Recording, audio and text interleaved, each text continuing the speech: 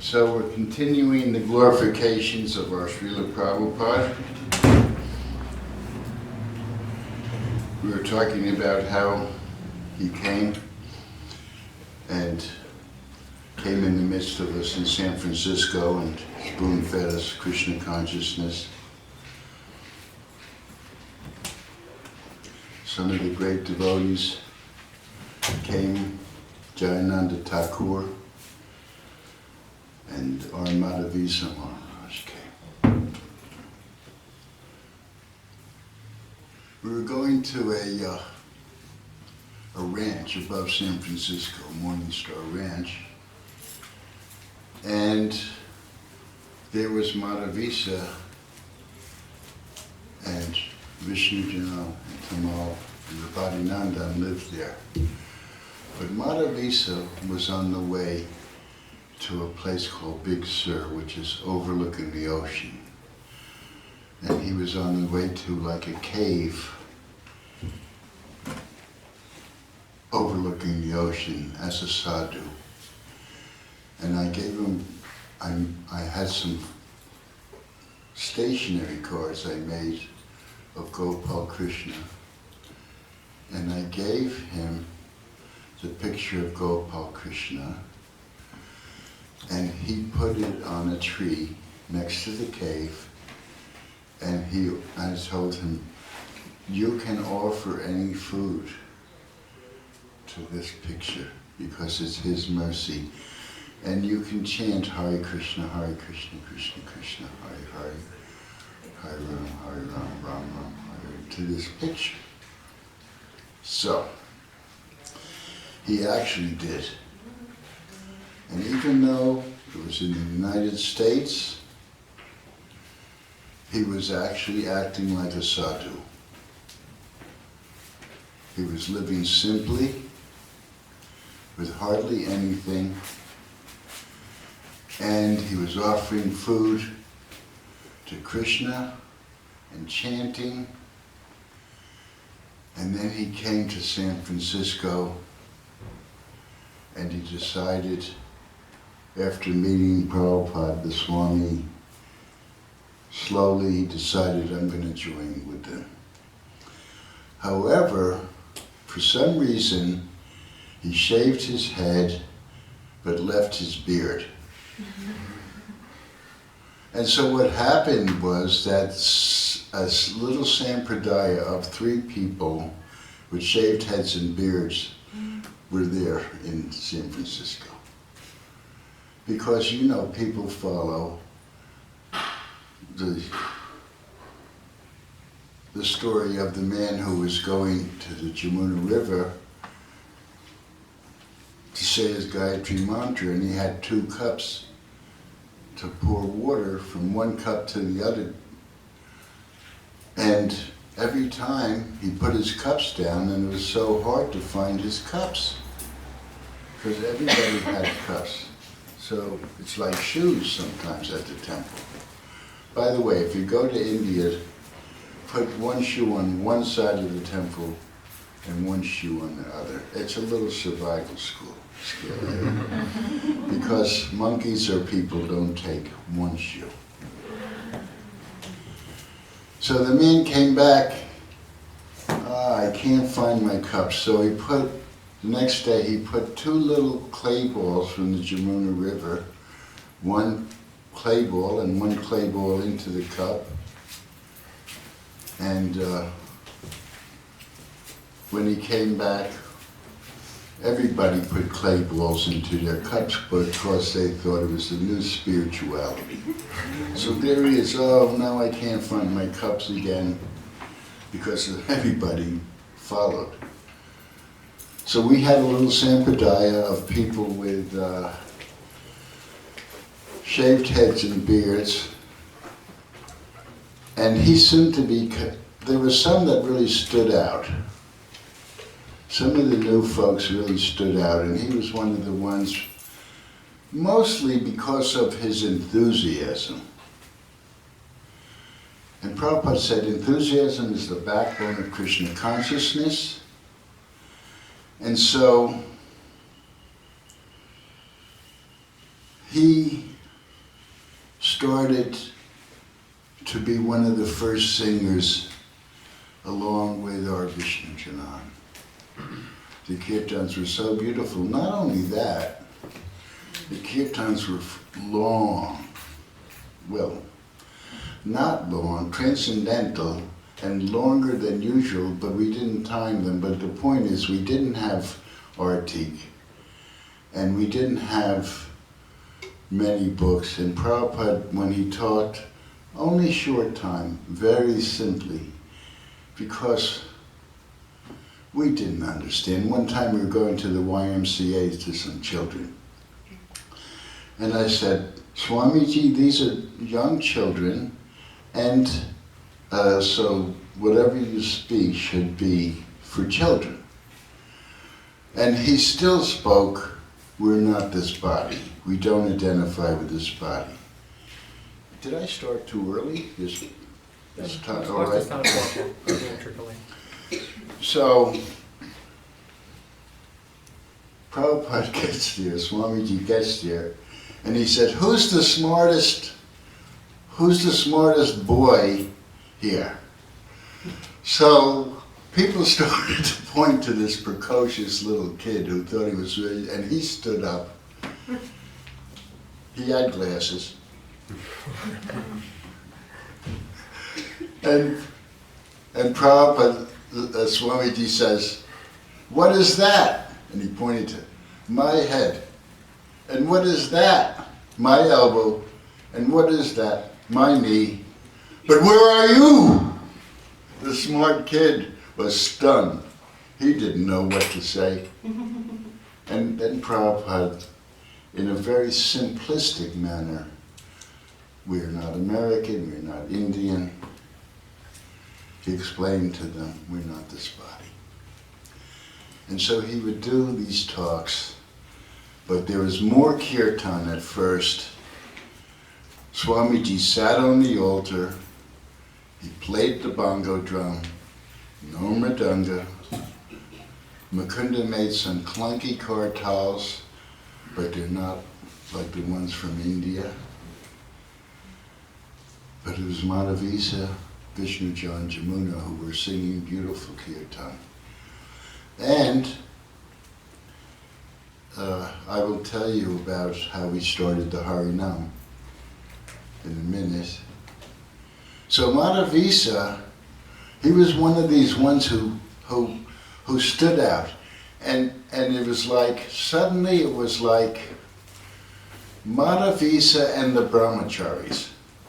Just like we had Malati and the dancing gopis when we did our engagements all over. People started to ask us to come places, and there was a Republican gathering, so we brought Ganesh, because they liked the elephant, and this Malati and the dancing. So it's Madhavisa and the brahmachari. So now, Madhavisa, it was tough.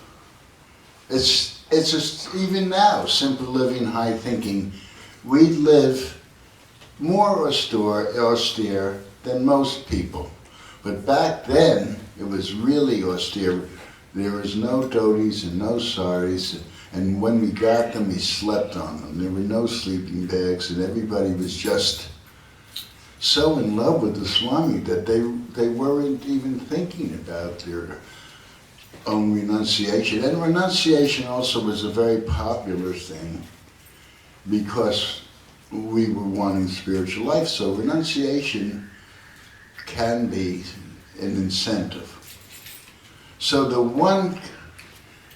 but still when it's hard, I noticed at first devotees, to compensate for their austerities, the Grihastha devotees would buy pens and watches. You know, they got a little money and they bought a very nice pen and had it in their kirtan. And it reminded me of the African kings who wanted the pen as a status symbol as well. So there's this big African king with a leopard as his sash, and he's got a pen sticking out of it for status. But there was no bottom of the pen. He threw away the bottom of the pen because he didn't need to write, it's just for status. So the status of Madhavisa and the brahmacharis were prasadam. Because it was such nice prasadam, and our love feasts, we don't even call them love feasts. What happened to love? We call them Sunday feast. It was love feast. We called them love feasts. It was based on Jesus' love feasts. At any rate, things have changed.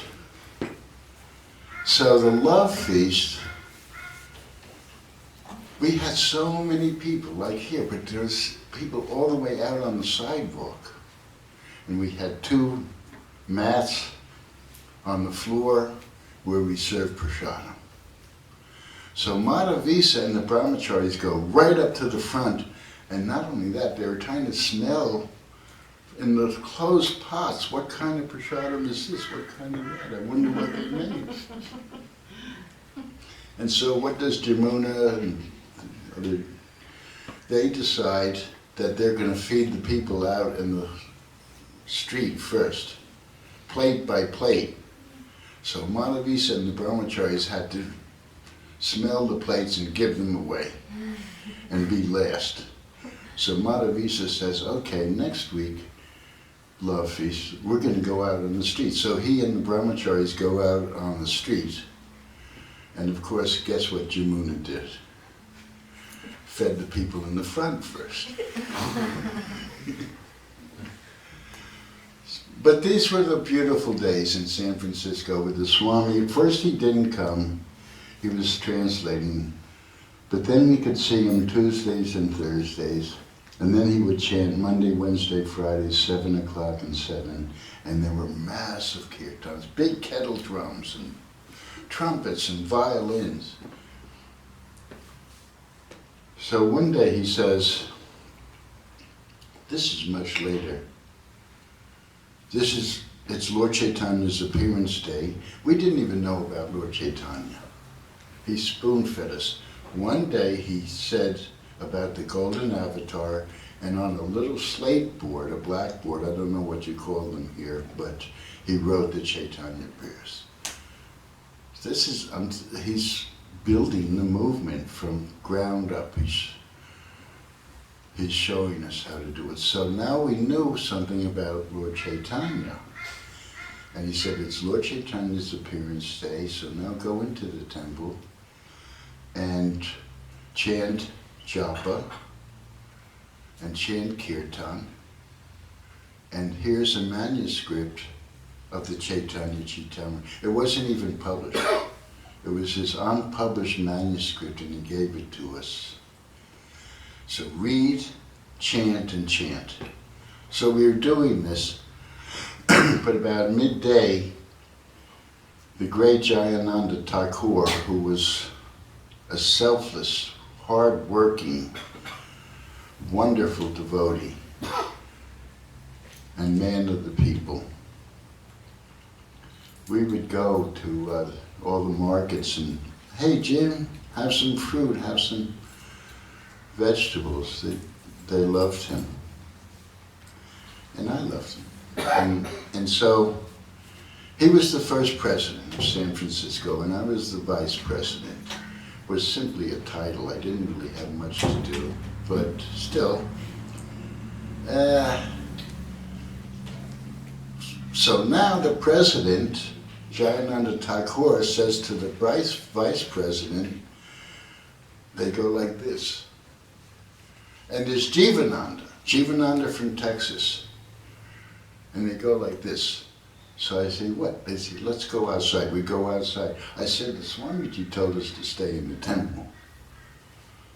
They said, let's go outside and chant for the Swami. Let's go into his house. It was an apartment that I had for a while. Beautiful, parquet floors. Let's go and chant for the Swami. Well, we love the Swami, okay. But I just wanted to qualify again. The Swamiji told us to stay in the temple, and we may get into trouble, but Jivananda, Jayananda, two Anandas are more powerful than one Das.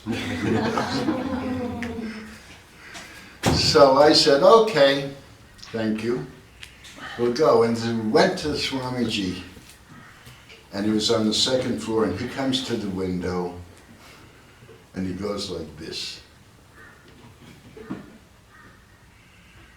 I told you Anandas were going to get in trouble. He told us to stay in the temple.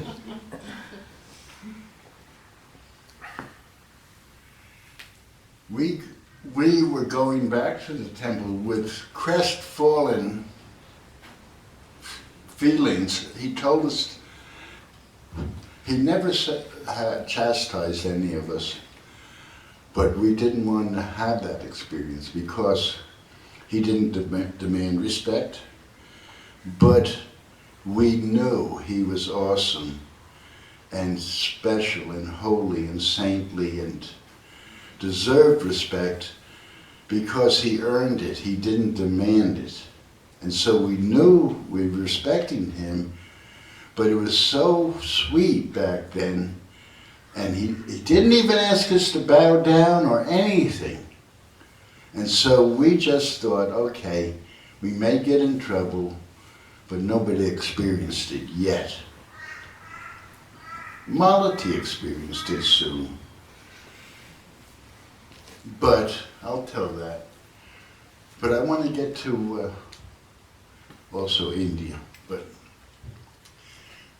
so we were going back to the temple, and our Upendra comes running out, and it looked like he had some kind of nightshirt or something. It was all trailing behind him, and he said, "Swamiji wants to see you. Swamiji wants to see you." Uh-oh. It was bad enough that we didn't listen to him, and we could have taken shelter, but now he wants to see us. And it's like going to the principal's office at school. Uh-oh, transcendental principal's office at school. And we get in there, he's got his oceanic smile, and he says, Lord Chaitanya has given you the intelligence to chant outside the temple. Oh yeah, Upendra said, this means come here in India, not go away.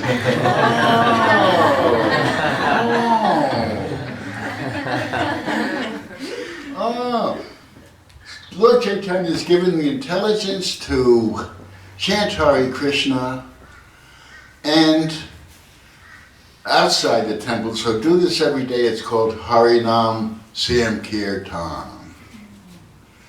So that was the inauguration of Harinam Sankirtan in the West. They did it in New York.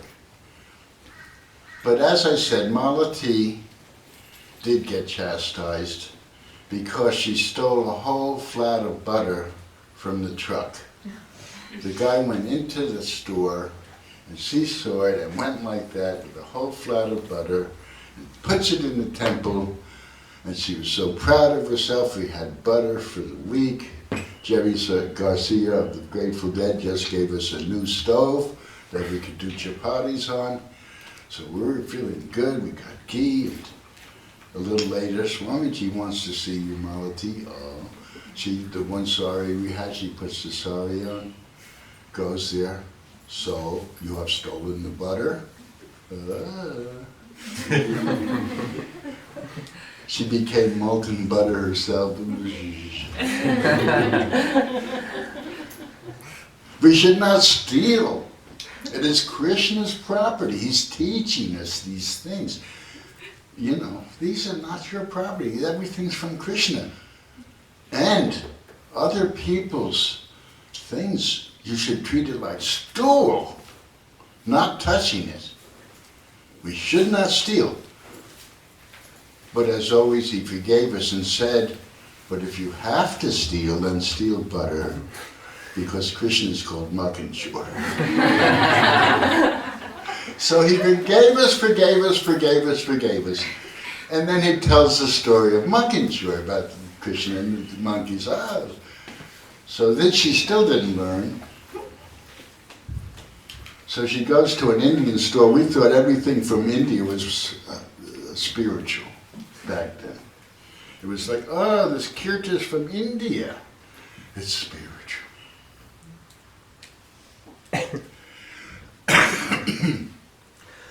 So, she was the one who would procure anything. Jerry Garcia's stove. If you need something, go to Malati, she'll find it. So what's called in America the 5-finger discount, you steal with the hand. She stole a little statue from India. And because we were so close with the Swamiji, it's not awe and reverence, she brought it to him and said, is this from India? Look, and he bows down. What? He said, you brought Krishna. This is Lord Jagannath. Are there any others? Yeah, I think there was a yellow and a red one, maybe a white one. Go get them. 10-finger discount. So then, Samrashinda, can you carve these? Yes. So Samrashinda,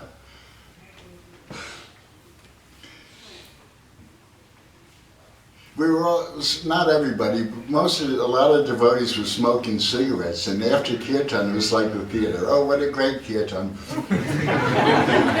So he was carving Lord Jagannath with pell mell they're burning in. And so New York wanted the Swami back, so I say to Samrashinda, carve really slowly. And slowly. Then we had the Swami. Well, the Swami sped us up, and he walks a half a mile, and he knocks on the door of Samrashinda and says, Bhaktivedanta Swami here. And then he sees the pell-mell, and he takes his cane and goes, whap! And it goes flying. And he said, don't let this get in the way of your Krishna consciousness. So he sped it up. And then he told us how to have the first Jagannath car festival. It was on the back of a truck that the diggers next door to us had. Did I tell you this story about Hell's Angels in the kirtan? No. So we had long kirtans, and then one time I heard, after Prabhupada was about to speak, boom, boom, boom on the wall. So next door was this motorcycle gang, and they were very fierce. They would beat people up, they even killed people later. And they would bite animals, they were doing hideous stuff. But they were our neighbors. And when we had our first dance, and you saw it in the movie, I think, I say, well, we were afraid the Hells Angels were going to trash our dance, so we made them our security. But this is before that, so we hear boom. And Swamiji says, Gurudas. And I go up, and it was so nice, I could put, his lotus mouth would give me another thing to do, sometimes impossible tasks, many times, but still we do it. But still it was, how did you do all these things, people say? We just wanted to see the Swami smile at night. Well, it's no big thing, we just wanted to see the Swami. So what if it's an impossible task? We just wanted to see the Swami. Krishna will help you. Just go do it. So, Gurudas, go see what that is. Well, I knew the Hells Angels were there. So I knocked there and I go bing, bing, bing. And this huge guy comes with no teeth and he's got a swastika etched into his cheek. And I had my bead bag and he has a stiletto. I had a knife and I had my sandals and he had a motorcycle. So he says, yeah. And I said, well, the Swamiji's about to talk. Perhaps, well, I don't know why you're banging on the wall, but could you not bang on the wall for a little while until we start singing again?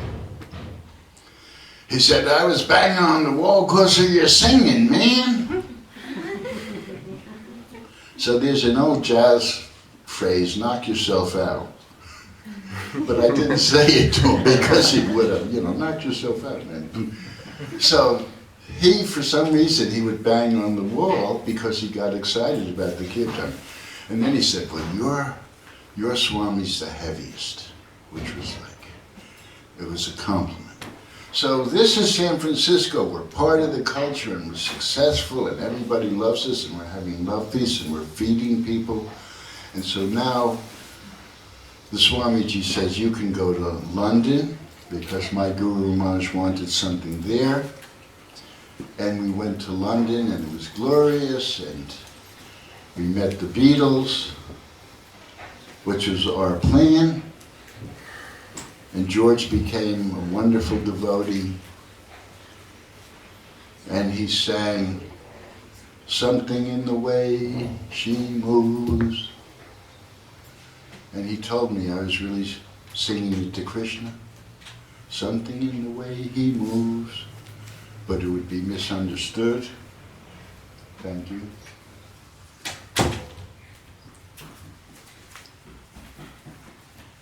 George was so wonderful, but we were always only giving to the Beatles, and then Prabhupada came to England, and they said, why are you here? And he said, I've come to teach you what you've forgotten, love of God. And we all lived at John Lennon's estate. But our plan was to cultivate the Beatles. John, everybody, but mostly John and George were interested. And we were living with John on his estate, so they would come to Kirtan. But we were just giving to them. And then Prabhupada asked Samashinda, he said, Krishna has translated the Krishna book on my shoulder, so please ask George if he'll publish it for 17 or 19,000 pounds. And Samashinda's got changed colors and he said, well, I was just giving to him and he's going to think we're like, well, other people taking, and John Lennon complained about people taking from him, and I said, well, your real friends will give to you, and he said, like you, Gurudas.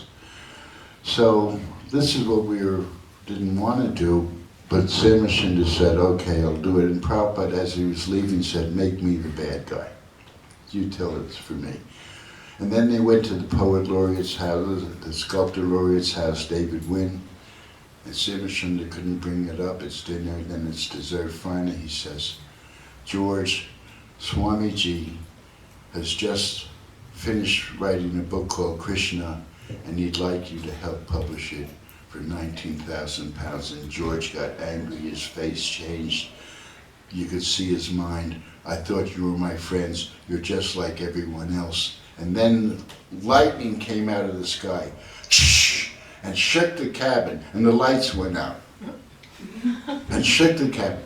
Well, soon there was a generator, and David went put the generator on. The lights go on, and George is smiling and saying, Krishna, must you be so theatrical?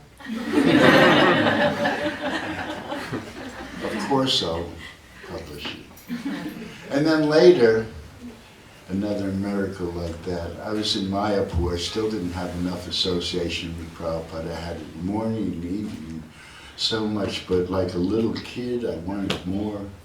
And I'd go that one time I wasn't with him, was real early in the morning, 2:30, and I went outside his door and I chanted loudly like a naughty child. What is that? I hear from in the room, who's that? What is that? Well, there was somebody sleeping on the door. Oh, it's Gurudas. Okay, come on. And we go in. It was very intimate. He said, the table can come here with our elbows like this. I was right. I even had more association with Swamiji, with Prabhupada. And look, and so then the next night I chant loudly and he comes out and we go to the balcony and he says, the sun is just coming up. He says, and the moon is there too. The sun and moon in Mayapur, you've probably seen this phenomenon, big globe, big globe. And he says, the farmers, they're asking Krishna, give me water, give me water. And Krishna says, all right, take it. Shh. And when he went like that, the water came out of the sky just like at David Wynn's house. All right, take it. Shh. A miracle. But he didn't even change his expression, he just walked into the room. And the time the butterfly jumped on his finger on John Lennon's estate, he didn't change his expression. Oh, look how great I am. And look, the butterfly jumped on my finger. The real miracle was that a few minutes later, he opened the window and said, open the window so the butterfly can get something to eat. That's the miracle he saw in the heart of every living entity. So then England was successful, and so then he asked us to come to India. And I always wanted to, and when I was reading Paramahansa Yogananda's book about Vrindavan, this chapter about Vrindavan, I asked Prabhupada if I could go to Vrindavan. And so,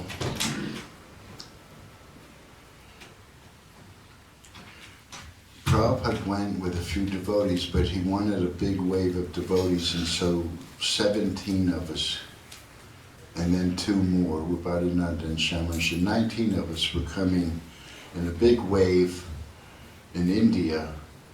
And not only that, we were to bring equipment, irons, slide projectors, everything. So this was Prabhupada's big foray into India, and there was 19, and Prabhupada put me in charge of the 17. And there was Giriraj and Vishnu John and Jamuna and Dinanath, Kausalya. Prabhupada said the creme de la creme, the good devotees were coming to India. He wanted that. And he wanted us to come and not be dancing white elephants, misunderstood. In India, white elephants are really not a great gift because you have to feed them, but you can't make them work. So his analogy, we were dancing white elephants if people misunderstood us. So we had to, So we get there, and it's a the airplane only has 2 propellers, and the cockpit is separated by a blanket. And Giri was afraid of Maya everywhere, but there was somebody with a goat, and he threw up in the aisle of the plane. And I said, yeah, Maya is everywhere. So we get to Cairo, Egypt, and it's the day after President Nasser is assassinated. And if your leader is assassinated,